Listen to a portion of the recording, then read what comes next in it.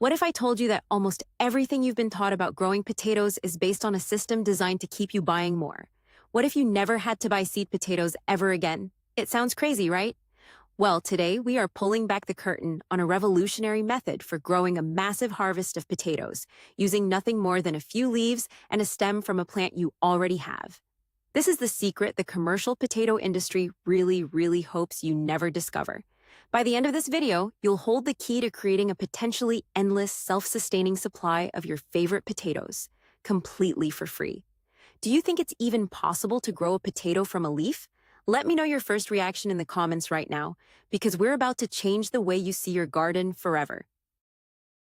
For generations, the story of growing potatoes has been simple. You take a potato, you wait for it to sprout those little eyes, you cut it into pieces, and you plant those pieces in the ground. This is the tried and true method. It's reliable, it's what our grandparents did, and it's the foundation of a multi-billion-dollar global industry built on selling these seed potatoes. But this tradition overlooks a fundamental, almost magical characteristic of the plant world. It's a concept called vegetative propagation. Many plants have the incredible ability to regenerate themselves from a tiny fragment. You've seen this when you put a basil stem in water and it grows roots. The potato plant, a member of the resilient nightshade family, is no different. It holds the genetic blueprint for a completely new plant, not just in its tubers, but hidden within its stems and leaves. Understanding this simple biological fact is the first step to unlocking a method of cultivation that is more sustainable, more resilient, and far more empowering for the home gardener. So let's dive into the science that makes this all possible, because it's not magic, it's biology. The core concept is called totipotency. It's a fancy word, but it means that many plant cells, especially young, undifferentiated ones, contain all the necessary genetic information to grow into an entire, complete plant. Think of it like a stem cell for the plant world. When we take a cutting from a potato stem, we are capturing these special cells at the nodes, which are the points where leaves emerge. These nodes are hotspots of growth potential. When placed in the right conditions, these cells can be coaxed into switching their job from making leaves to making roots. This is the plant's incredible survival mechanism in action. If a branch breaks off in the wild, this ability gives it a chance to reroot and start a new life. We are simply hijacking this natural process for our own benefit. This method is far more powerful than just growing from a tuber, because it allows you to clone a plant that has proven to be strong, productive, and disease-resistant in your specific garden environment. It's about selecting for success and multiplying it, all without spending a single extra dime. Imagine seeing a particularly robust potato plant in your garden and having the power to turn it into 20 identical robust plants. Now, before you run out and start snipping away at your plants, it's crucial to understand that your success starts with choosing the right parent.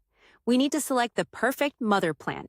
This isn't a step to be taken lightly. You should look for a potato plant that is in the peak of its vegetative growth stage. This is typically in the middle of the growing season, after the plant has become well established, but before it starts to flower and put all its energy into producing tubers. The plant should be the picture of health. I'm talking about vibrant, deep green leaves, thick and sturdy stems, and absolutely no signs of stress or disease. Carefully inspect the leaves for any yellowing, brown spots, or curled edges, which could indicate issues like blight or nutrient deficiencies. Check for any signs of pests like aphids or potato beetles. Taking a cutting from a sick or weak plant is a recipe for failure. You're essentially just cloning its problems. You want to clone your star performer, the plant that stands out as the strongest and most vigorous in your patch. This selection process is your first and most important act of quality control, ensuring that the new plants you create have the best possible genetic start in life. It's about being observant and choosing potential, not just grabbing any random piece of the plant. Once you've identified your star player, it's time to perform the surgery. This is the art of taking the cutting, and precision matters. First, you need the right tool. A clean, razor-sharp knife, a scalpel, or a pair of sterilized pruning shears is essential. Using a dull or dirty tool can crush the delicate plant tissues and introduce bacteria, causing the cutting to rot before it can ever grow roots. You're not just cutting off a leaf. This is a common mistake. You need to take a section of the main stem or a strong side shoot, Look for a piece that is about 4 to 6 inches long and has at least 3 or 4 nodes, those little bumps where leaves grow from.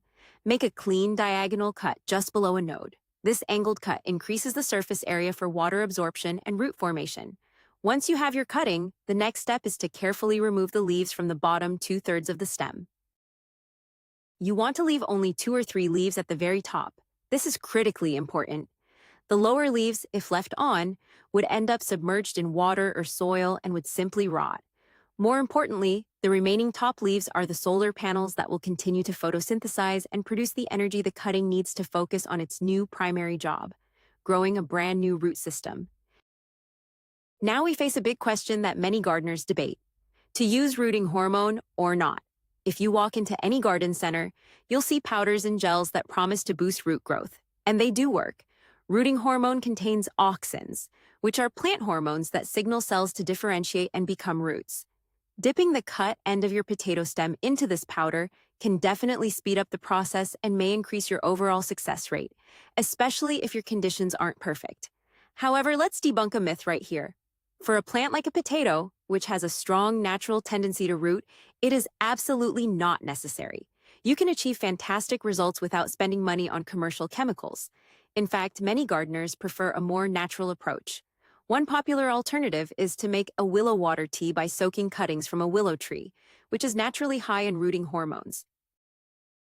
But honestly, the simplest method of all is to just use plain clean water. The potato stem has enough of its own stored energy and natural hormones to initiate rooting all on its own. So, while rooting hormone is a helpful tool, don't let the lack of it stop you. This method is fundamentally about simplicity and self-sufficiency, proving you can create life with just the plant itself and a little bit of patience. With your cutting prepared, it's time to create the perfect nursery for its new roots. You have 2 excellent options here, and each has its own advantages. The first, and perhaps the most visually satisfying method, is rooting in water. Simply place your prepared cutting into a clean glass or jar filled with room temperature water. Make sure the bare nodes are submerged, but the leaves at the top are well above the water line. Place the jar in a spot that gets plenty of bright, indirect sunlight, like a kitchen windowsill. It's important to change the water every 2 to 3 days to keep it fresh and oxygenated, preventing any bacterial growth. The second method is to root directly in a growing medium. Fill a small pot with a very light, well-draining mix, something like seed-starting soil, or a blend of peat moss and perlite. Moisten the soil, use a pencil to poke a hole, and gently insert your cutting. To create a humid environment that encourages rooting, you can cover the pot with a clear plastic bag or the top half of a plastic bottle, creating a mini greenhouse. Keep the soil consistently moist but never soggy. The water method is fantastic for beginners because you can literally watch the roots emerge day by day, which is incredibly rewarding. The soil method requires a bit more faith, but it can lead to stronger initial roots and a less stressful transition when it's time to transplant. This next phase is a test of a gardener's most important skill: patience. You won't see results overnight. The process of a stem cutting developing roots is a delicate biological dance that takes time. You need to give your cuttings a few weeks to work their magic. If you're using the water method, your first sign of success will be the appearance of tiny, white bumps on the submerged stem, usually starting at the nodes. These are the root primordia, the very first stage of root development. Soon, these will elongate into delicate, thread-like roots. It's a truly fascinating process to watch. If you're rooting in soil, you won't have this visual confirmation. Instead, you can give the cutting a very, very gentle tug after about 2 or 3 weeks. If you feel slight resistance, that's a great sign that a root system is forming and anchoring the plant in place. It's also important to set realistic expectations. Not every single cutting you take will be successful. That's completely normal. Sometimes, a cutting just doesn't have the vigor, or conditions aren't quite right. This is why I always recommend taking at least 3 or 4 cuttings at a time. It dramatically increases your odds of getting at least a couple of strong, viable new plants to work with. Don't be discouraged by a failure. Just see it as part of the learning process. Congratulations! After a few weeks of patient waiting, you now have a rooted cutting. This is no longer just a piece of stem. It's a brand new, independent potato plant in its infancy. The next step is to move it to its permanent home so it can mature and, most importantly, start producing potatoes for you. This transition is a critical moment. If your cutting was rooted in water, you'll need to be extra gentle, as water-grown roots are more fragile than soil-grown ones. The ideal time to transplant is when the roots are about 1 to 2 inches long. You'll want to plant it in a location that gets full sun, at least 6 to 8 hours a day.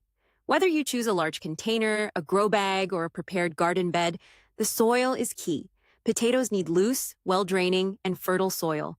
A mix of compost, garden soil, and something like perlite or sand for drainage is perfect. Carefully place your new plant in a hole, burying the rooted section and the lower part of the stem. The deeper you plant it, the more underground stem area there is for tubers to form on. Water it in well to help the soil settle around the roots, and keep it consistently moist for the first couple of weeks as it acclimates to its new environment.